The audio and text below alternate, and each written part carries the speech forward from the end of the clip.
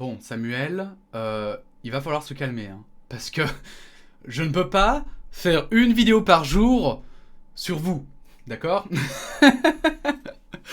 Blague à part, un sujet anime la France, un sujet extrêmement intéressant.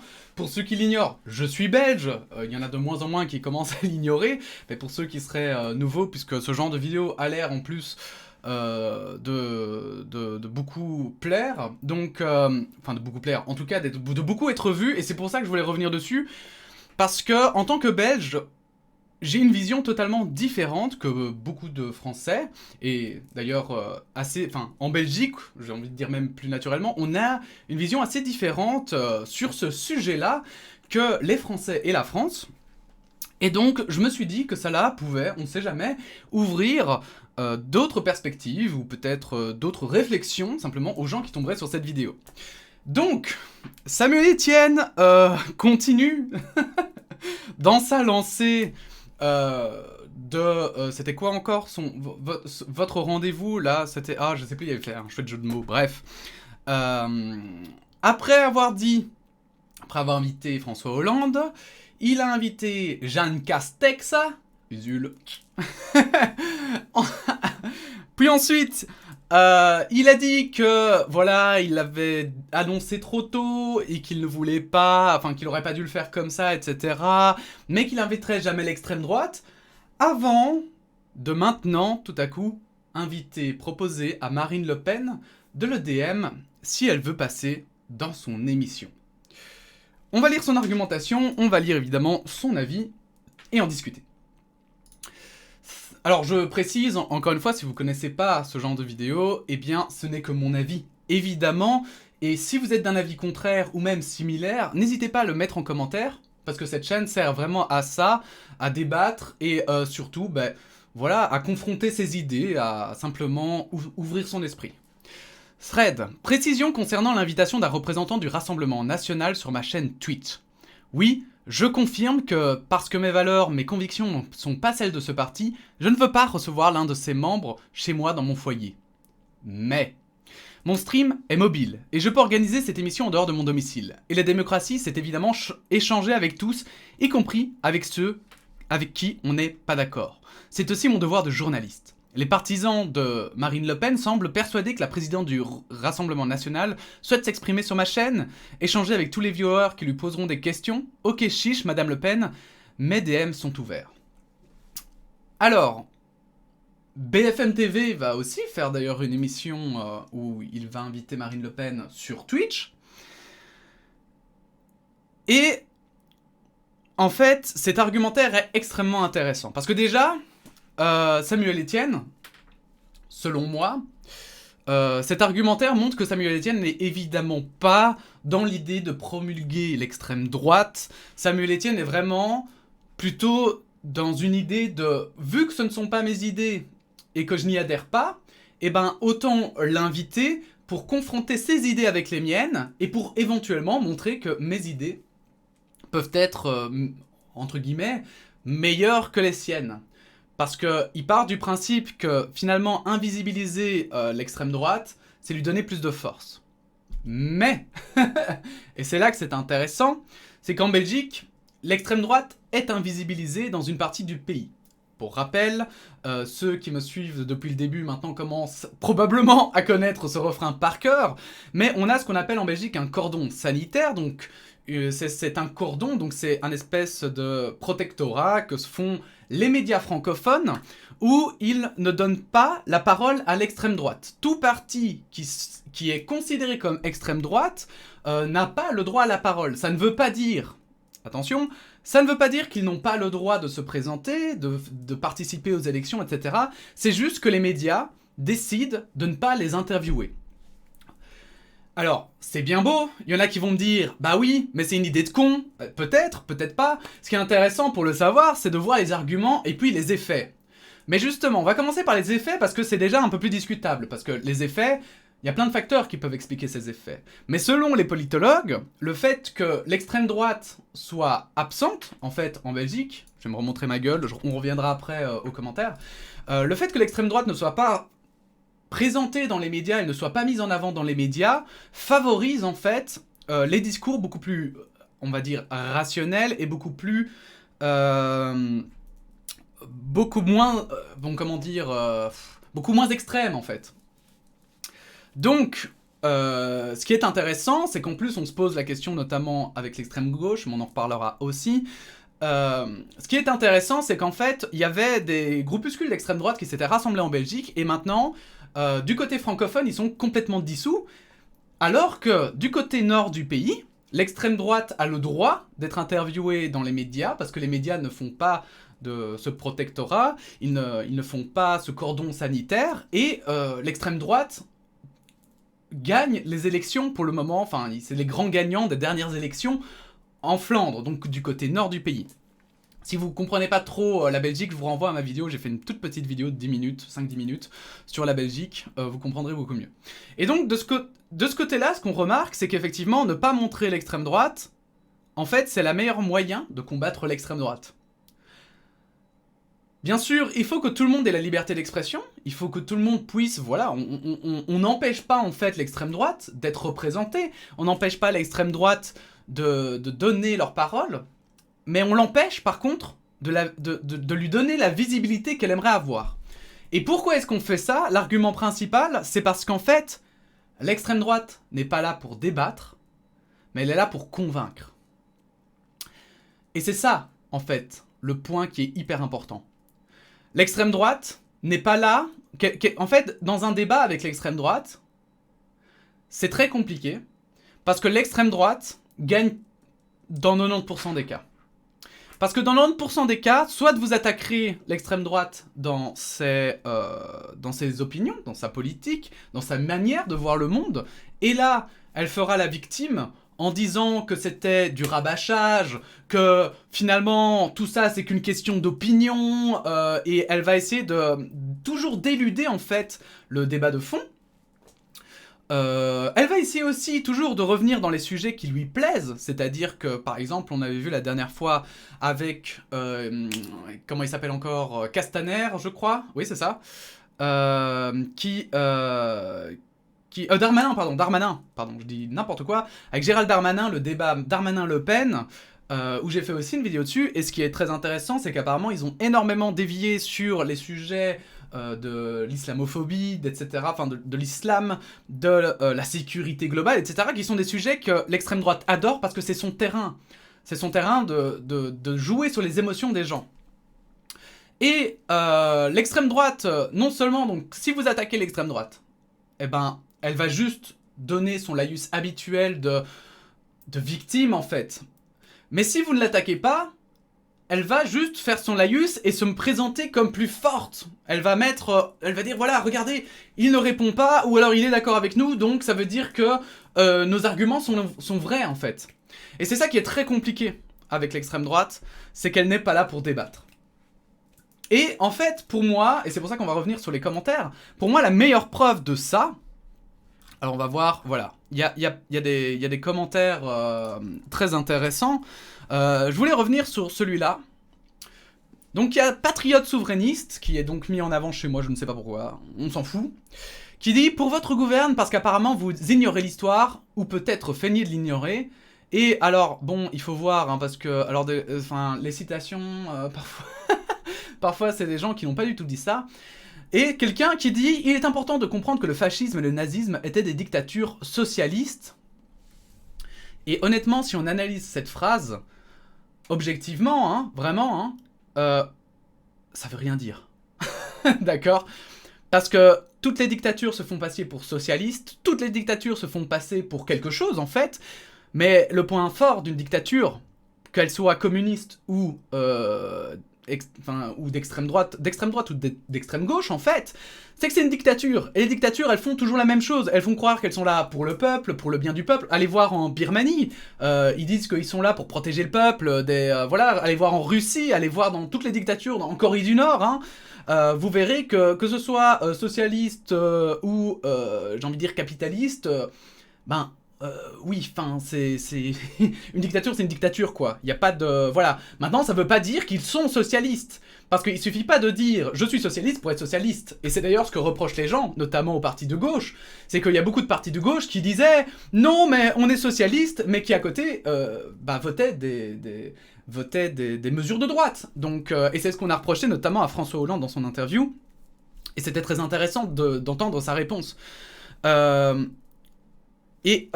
Ici, on a aussi, ce qui est triste, c'est de sous-entendre que le Rassemblement National, c'est caca, c'est vrai, mais que l'extrême gauche, LFI, NPA et PCF, ce serait plus dans les valeurs de la République.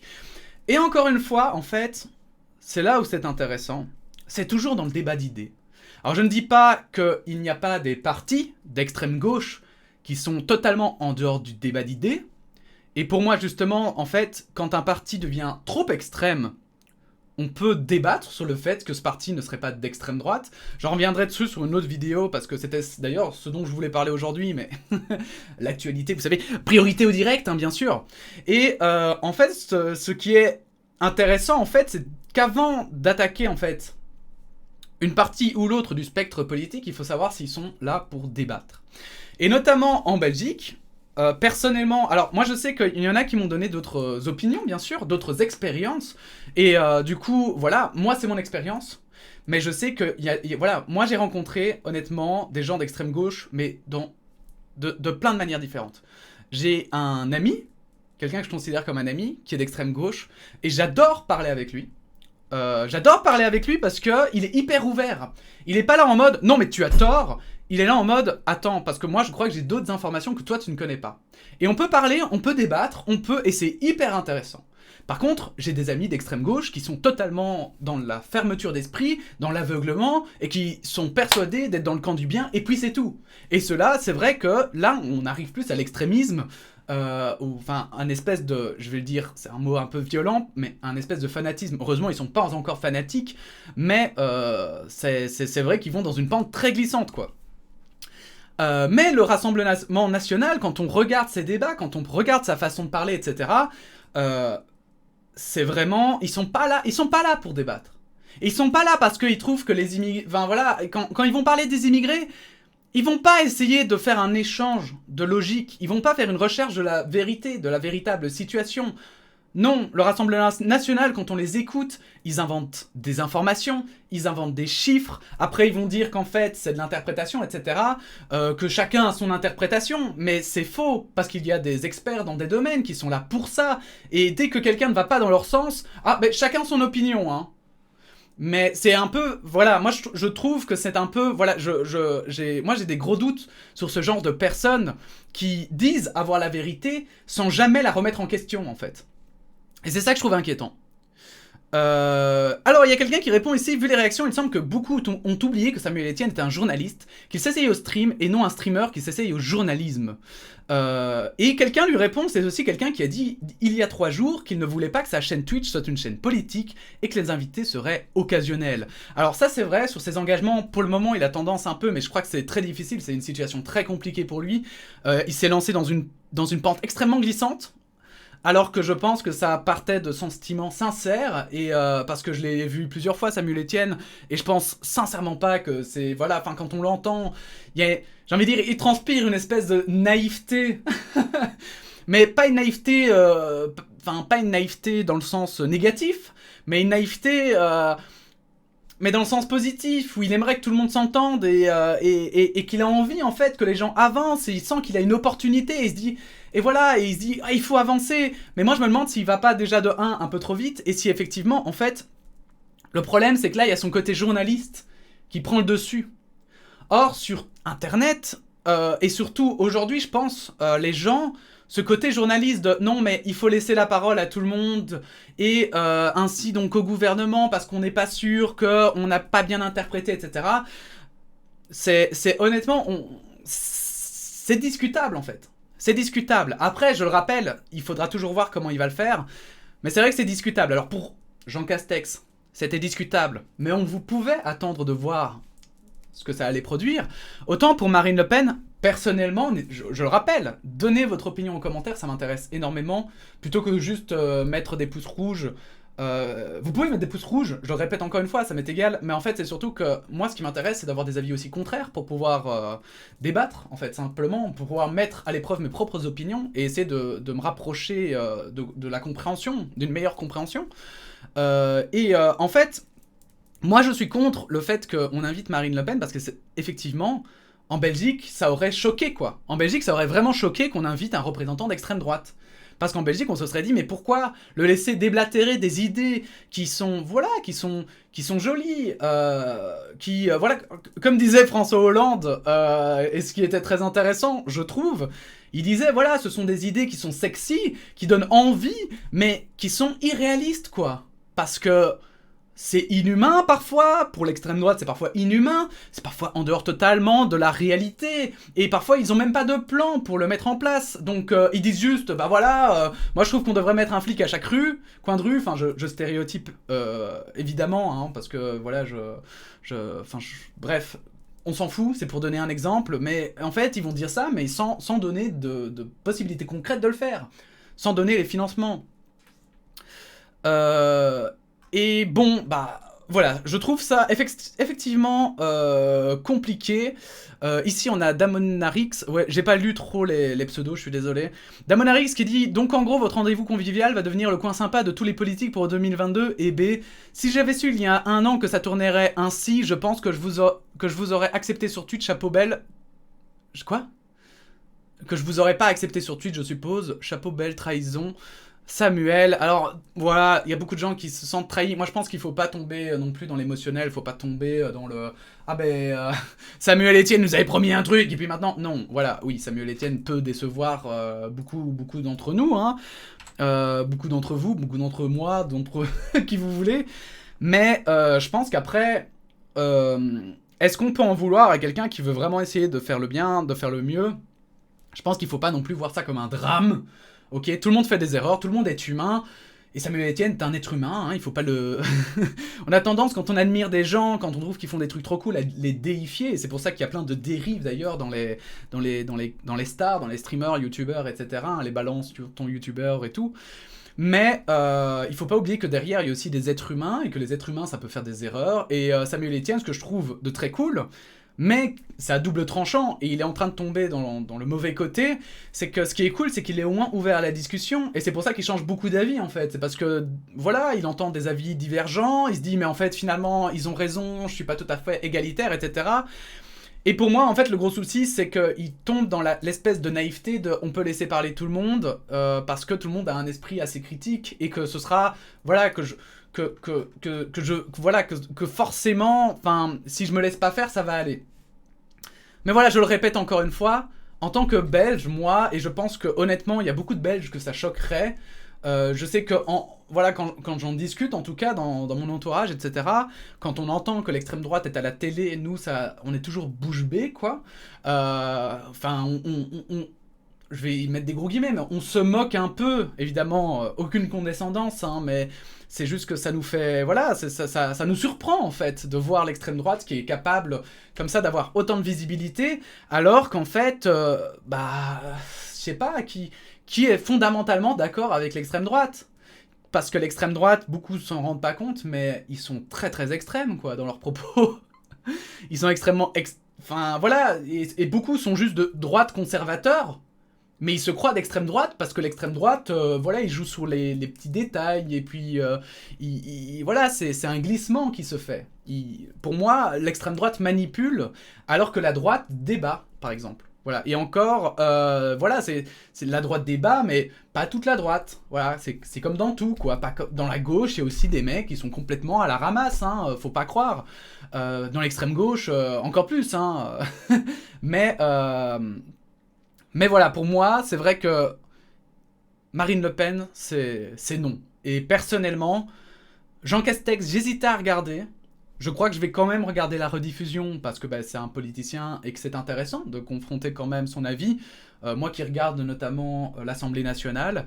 Mais Marine Le Pen, pour l'avoir justement entendu dans l'Assemblée nationale, pour l'entendre sur les plateaux de télé, etc., c'est pas du débat, quoi. C'est pas du débat. C'est...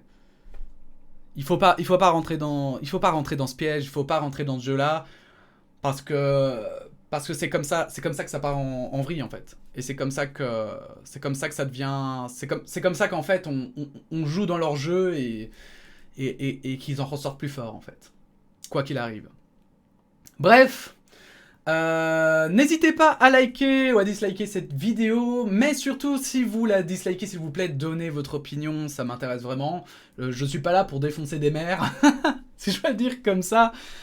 C'est plus, voilà, moi ça m'intéresse. Hein, j'ai pu discuter avec des gens de tous les bords grâce à cette chaîne et j'ai envie de continuer. Donc n'hésitez pas évidemment à la partager et à liker cette vidéo. Et puis bah on se dit à bientôt hein, pour de nouvelles actus. Voilà. Merci d'avoir regardé, à bientôt. Et puis la bise.